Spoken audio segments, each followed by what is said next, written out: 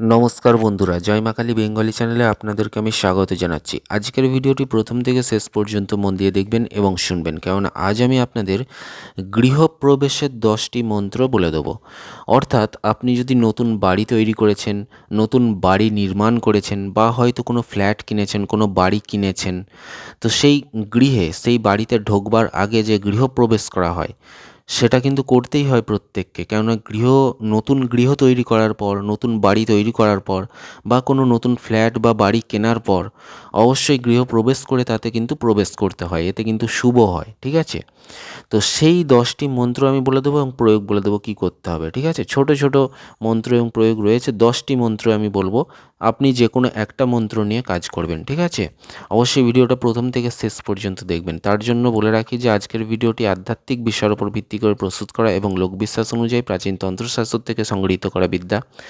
যারা বিজ্ঞানে বিশ্বাস করেন তারা দেখবেন না, কেননা বৈজ্ঞানিকভাবে প্রমাণিত নয়।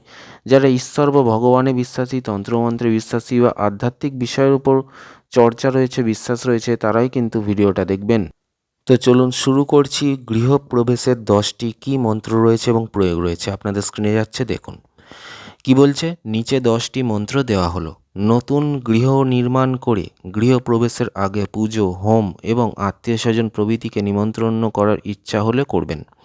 পুরোহিত গৃহশান্তির ব্যবস্থাও করে থাকেন, হোম ও পূজা পাঠও করে থাকেন। তাহলে গৃহপ্রবেশ করবার আগে পুরোহিত ডেকে তারা হোম, পূজা পাঠ, যজ্ঞ এসব করে থাকে। ঠিক আছে, কিন্তু প্রায় গৃহস্বামী কোনো মন্ত্রই বলেন না।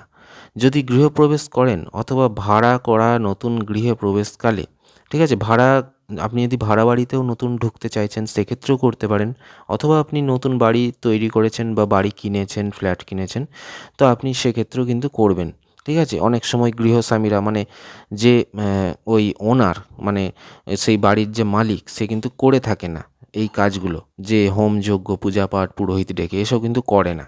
তো তাদের জন্য এই ছোট উপায়টি অবশ্যই করবেন।